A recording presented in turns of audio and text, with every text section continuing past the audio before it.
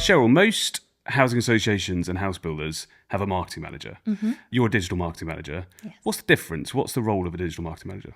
So my role is very varied day to day, but the two main aspects that I focus on are social media, organic social, and the Aster sales website. So when it comes to our social media, we work closely with our digital agency who cover the paid side, and then I'm responsible for everything organic. So organising the content, creating some of the content, pushing the content out, anything to do with the analytics for social, making sure that we're adapting our content to the different audiences that we have on each channels, because of course we're talking to different people on Facebook compared to the people we're talking to on LinkedIn, TikTok, Instagram. And then also just reviewing our channel strategies to make sure that we are achieving what we originally set out to do by utilising these channels. And also just keeping an eye out if any new channels pop up, if potentially we're missing something, we should be somewhere where we're not currently. Like an example, when Threads popped up, and that just went mental on the first couple of days, and everyone was like, oh my God, we need to get on there. And now it's just died right down. So I didn't really want to jump on that bandwagon. I wanted to give it time to see if it could benefit us. Turns out it wouldn't really do anything for us that we don't already have. So yeah, in terms of social media, anything organic, it sits with me.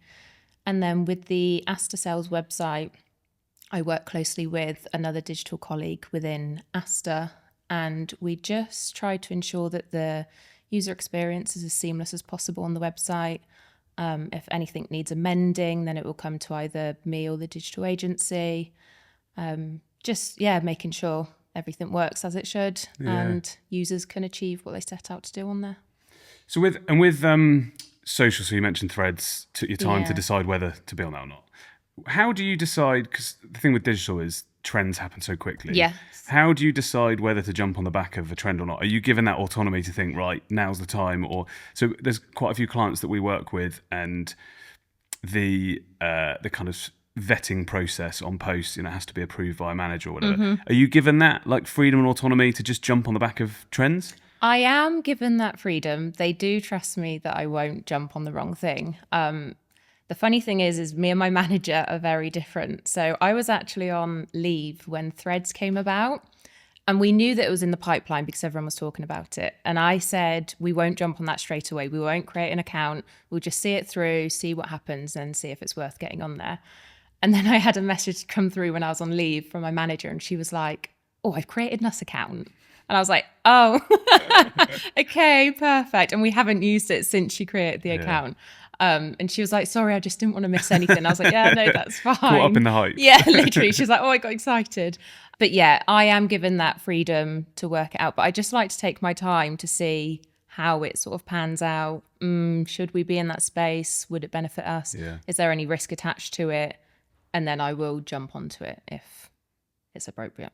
And have you used, so paid media is managed by an external agency. Yes. Have you used trends in like paid media? So we had one last year. We did a campaign for a development which had a whole load of sticky plots. We got called in, and we used some of like the viral trends. So I don't know if you remember the grenade that was going in, sort of close the door and then open it, and things have changed. So we sort of use that within paid media. Do you do that kind of stuff? We haven't, to be honest. We'd only really focus our paid stuff on just your typical sort of messaging around developments that are having issues, not so much the trends. And we haven't used paid on TikTok or anything like that. So no, that's not something we've explored as of yet. How did you find that worked for you? It was good. It was really good. So the goal for us really with social, because you've got to stop the scroll. We can all see an ad a mile off and you scroll straight past it. So our goal with social generally is to create ads that don't look like ads. So if you can make it look user generated, make it look organic, like high-end productions now, we find just don't get the traction. It's got to stay on brand. We've got to make sure that it doesn't look amateur. Yeah. But unfortunately, quite often, the more amateur it looks, the better the engagement. Yeah. Because it doesn't look like an ad, which sort of flies in the face of everything that you're ever taught, which is like, it's got to look perfect. Yeah. It's good at, you can't have errors and that sort of thing. We've found that those generally have far, far better engagement than the polished stuff. Probably going to do ourselves out of a job there. Did you achieve anything sales-wise from them, or was it just a brand awareness? Yeah, actually, good question. So we had a particular campaign in mind. So that Sticky Plot one, over 3 months. So it wasn't massive amounts of lead generation. We were doing ads on Meta and on Google. And I think we produced 50 inquiries over 3 months. So it's not massive, but they converted off platform. So they're better qualified than the lead gen ads on platform. And broke the back of the problem they had. So it worked. And we got a good testimonial from it out of it as well, which is good. Nice. And I guess that's the thing, isn't it? And probably what you lean on your agencies for is to just try stuff and test it. I think the danger with digital is it moves so quickly. And if you keep doing what you were doing, you mentioned a moment ago before we start recording that you're changing your CRM, and there are probably still people that are using the same CRM they've had for 5 years. Yeah, you're just going to fall behind. So coming on to tools and channels, which digital tools or channels have you implemented that have had the most impact on the business in terms of like sales and inquiries? Yeah, so for us, it would be TikTok and our podcast channel that we created. Both for two different reasons, to be honest. The podcast, that came around a couple of years ago, around the time when we were coming out of the final lockdown. So everyone was still working from home. So the podcast did start very basic in terms of just recording them virtually on Teams. But it just felt like at the time we had been using the standard channels, Facebook, Instagram, Twitter as it was back then, for so long that it felt like maybe we were missing a gap somewhere and there was another audience out there that we could reach easily. And I thought if we gave podcasts a go, then we can hit quite a wide audience, and it's such an accessible option for people. They can just put it in their ears when they're walking, whatever. And we can provide them with bite-sized snippets of information about shared ownership, or we can share people's testimonials on how it's helped them. Any questions that people have on shared ownership, we can answer them via a podcast. We have started to build it up over the last year or so, and we have received quite a lot of positive feedback on the back of them. And we've actually had shared owners reach out to us and say, oh, can you record an episode on staircasing so I can just listen to that to learn about it? Excellent. So it's become a bit of a voice for shared ownership. It really is, yeah. It's not so much a sales tactic, but it was just a really simple way for us to educate our audience with quite minimal risk associated with it. And then with TikTok, there was a bit more risk attached to that one when I said, I think we should have a TikTok account. On that one, my managers were a bit like, are you sure? Because this was when it sort of started to come out a couple of years ago.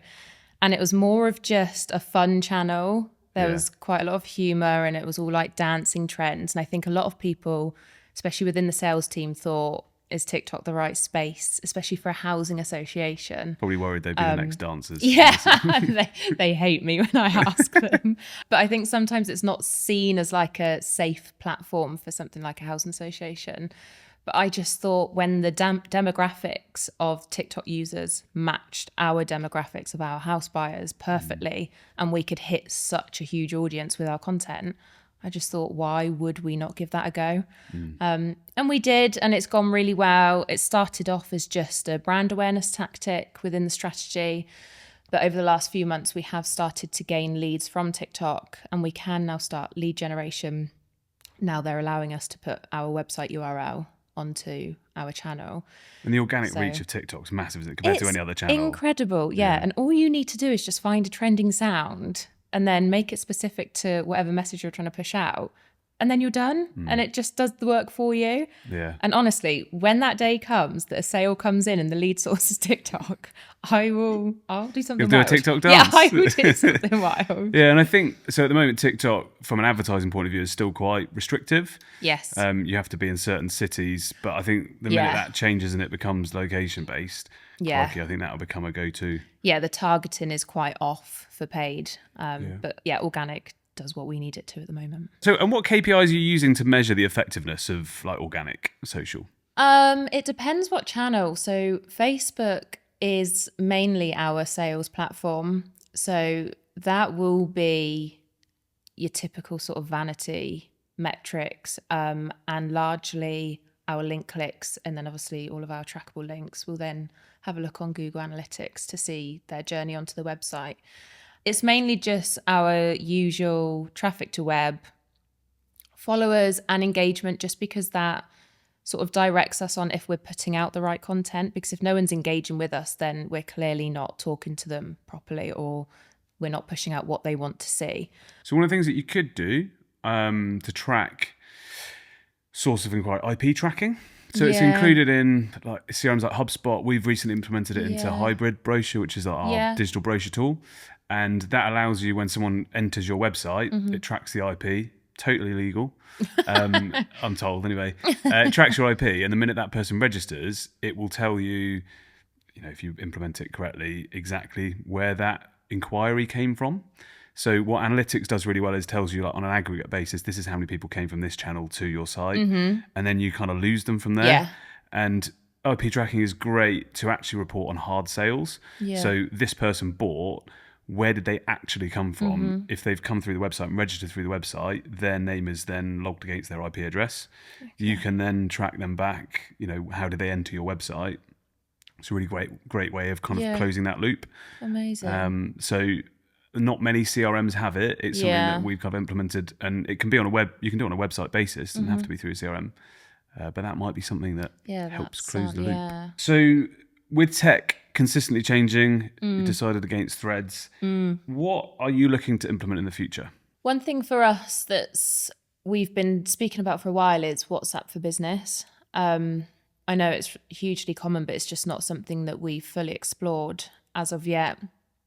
But I know that when I've been in touch with businesses and they've offered WhatsApp as a way of communication, it just feels so much more, relaxed. It doesn't feel as formal as having to email constantly or phone.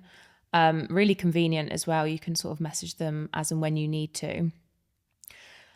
And I remember I don't know if you've heard of Butternut Box, the dog food supplier. I haven't. Oh, incredible company. Their user experience is just insane. Have you got a dog? Yeah, can you imagine if I said that? No, I just use just like the website. Yeah. So a dog food supplier. And I remember when I had an issue, but I was really busy with work at the time, and I was thinking like, I'm not going to be able to get out to contact them. However, I need to contact them. Went onto their website and seen that I could just WhatsApp them straight away. Honestly, the experience was just out of this world. Yeah. Just pop them a message on WhatsApp. It was all real, like personal approach. Like, hi Cheryl, I hope Donnie's doing well. Yeah, we can sort that for you. Just real fast and real easy. Yeah. And I just think maybe that is one thing we're potentially missing. But my only concern would be, customer care will hate you for that. That. I think our sales next would also hate me for that. But I think if we're putting WhatsApp out there for people to use, it needs to be monitored properly. There's no point in having that function when there's actually not someone round on the other end until the next day. Yeah, I think it's a great shout. And I think with live chat, people don't want to wait anymore. Yes. And we're in this like want it now culture. Yes, immediately. The challenge is, you've got to have someone on the other end that are willing to, if someone pops you a message at 11:30 at night, who's going to be on call for that shift? And time to get out of bed and go answer that. Yeah, and I think we've implemented it for a few clients, and it works really well. You can have a good holding message out of hours, but the quicker you can respond, the quicker you can satisfy that customer. And I don't know, I'd love to see some research on it. How many people actually get put off by having to wait for information that would have bought otherwise. But I think live chat is quite an interesting one.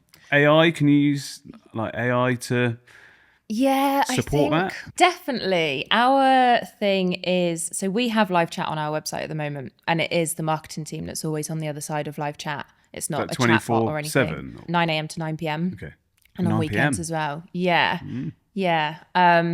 And we've always we pride ourselves on being authentic and saying that is a real person you're speaking to on live chat. That's not a chat bot, because I just don't think there's anything more frustrating than going onto a website and talking to a bot. Yeah. Like, why is that a thing? I don't understand. Yeah, 100%. And obviously when you're buying a home, it's a huge thing. You don't want to talk to a bot. So that is why we're there on live chat.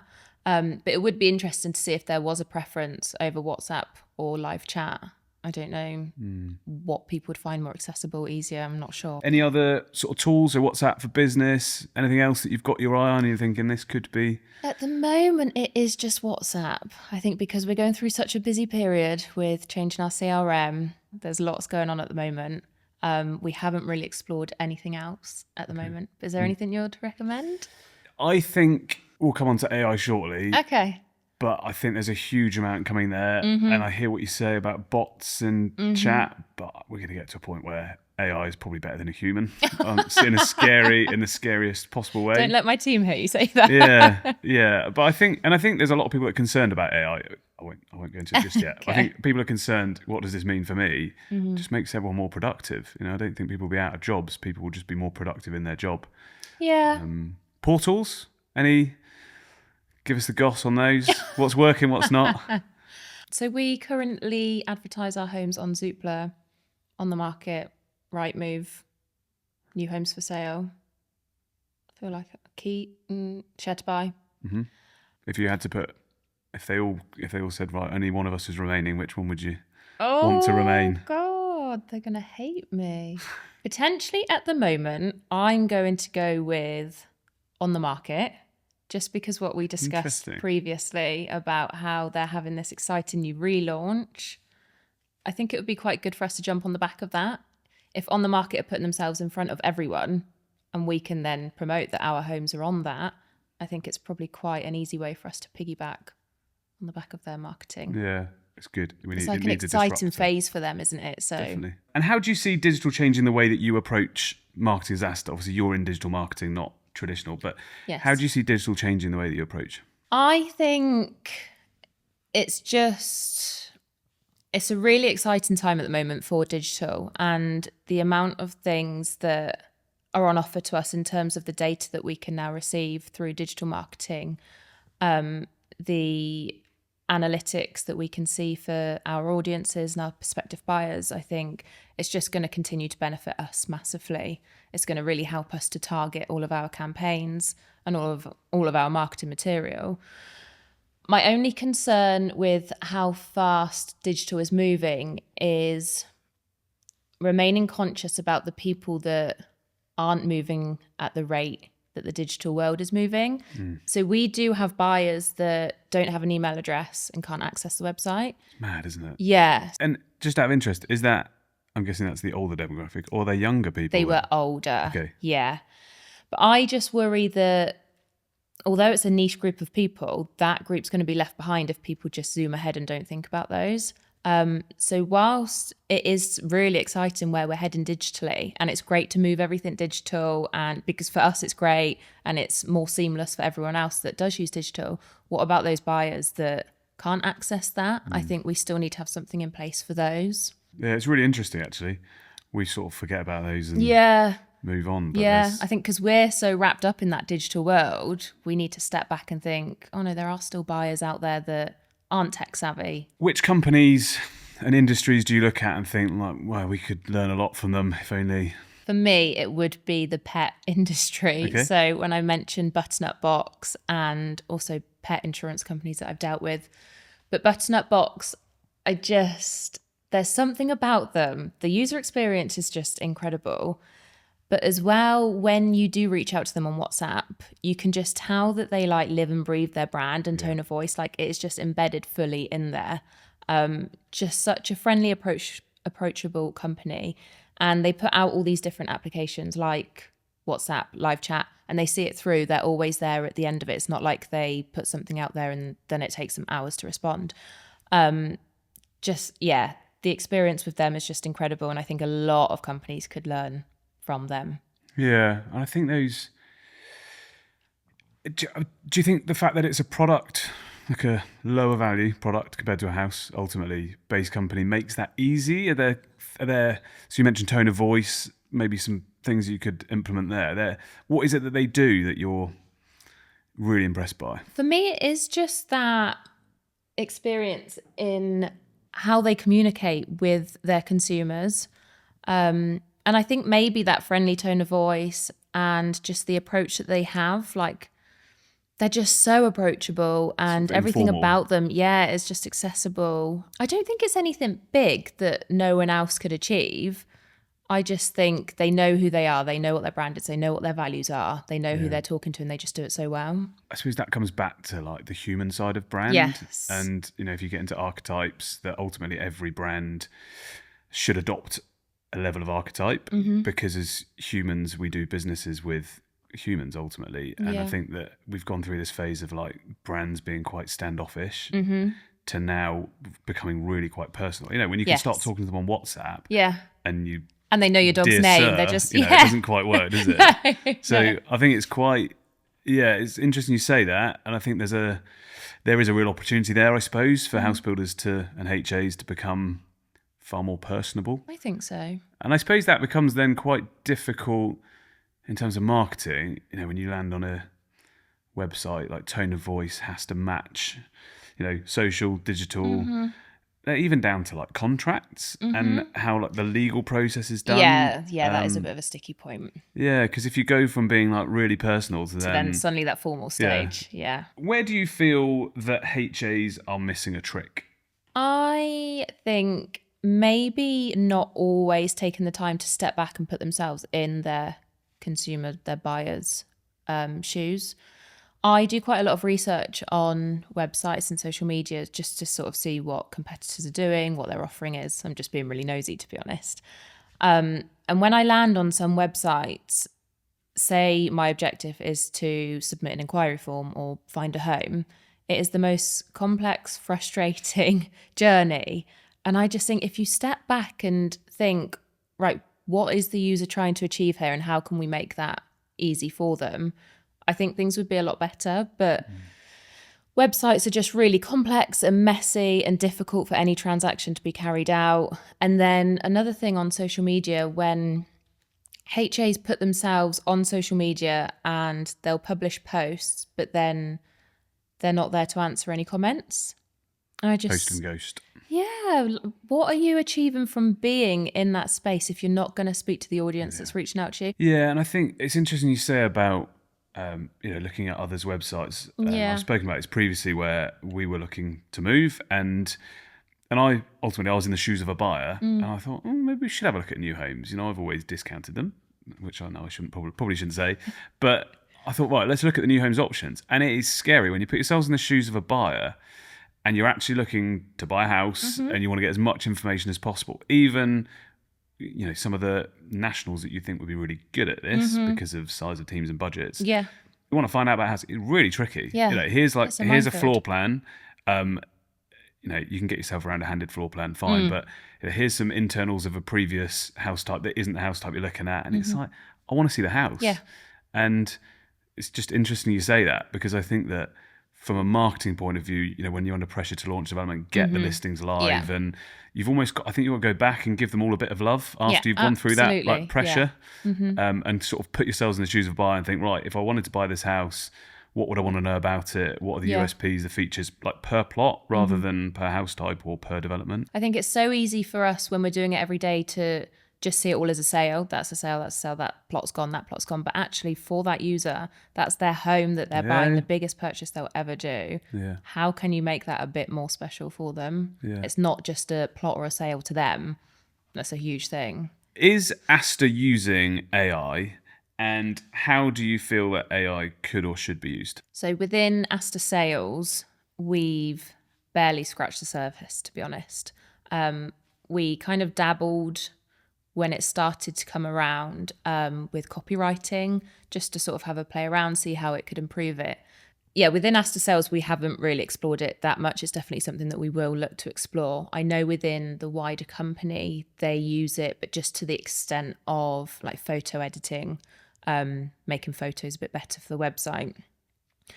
But I know we mentioned chatbots and live chat and everything. And like I mentioned, I think we'd be very hesitant to lose that human side when it comes to the interaction on our website. I know there's so many different AI applications out there in terms of chat options, but when we're so passionate about our tone of voice and how we talk to our customers, I think it would be quite a daunting move to potentially pass that over to a robot. that may not carry that through. I'm sure for now, I'm sure with how AI is going, it could replicate our tone of voice, which is wild. But yeah, we do pride ourselves on how authentic we are with our audience. So it would be a big move for us, but definitely not something we're writing off. We just need to explore it further. Is there anything that you would recommend AI-wise, or anything you know people are using? I mean, AI is going to disrupt everything. You've mentioned like photo editing, copywriting, chat. We just covered a few things. It's, it will disrupt everything. And I think the opportunity is to very much look at the process end to end. I'm not an AI expert. I'll just say this right now. I think it's looking at your processes and looking at, well, where could AI complement? And I think being forward thinking in that respect, I see it probably similar to social.com. Like if you're an early adopter and you embrace it, how quickly could that propel you and put you ahead of the competition rather than kind of waiting for it to get to you? Yeah, that's true. As I said, we haven't done that. And I think we should, we need to as a business. And I think there will be some housing associations, I've sat here with some people who have been very forward thinking in terms of like marketing and PR and have fared very well as a result. And I kind of wonder, well, is there a house builder out there at the moment that's doing that with AI and is going to come out and, lead the way? Yeah. Is there not? And, could that be? Yeah, what's going on out there? Yeah. No, I'm really intrigued to see where it goes and what it could do for us. Yeah, and I think particularly from a marketing point of view, it's going to be massively disruptive. Yeah. But in a good way, we've spoken about identifying leads and it's mad that all of that's still a problem. Yeah, no, I know. It should be easy. It should be easy. Yeah. I was reading an article the other day on AI about how it can predict campaign results now based on historical campaign data and website users or something. You can just input it all and it will predict how your marketing campaign is going to perform. Oh, okay. And that's just wild. That blows my mind. Yeah, so it takes the guesswork out, doesn't it? And therefore the risk. Does that for you, yeah. Excellent. Well, thank you very much. It's been a pleasure to kind of talk about this. Very clearly got your finger on the pulse of everything digital. So thank you. Thank you for having me.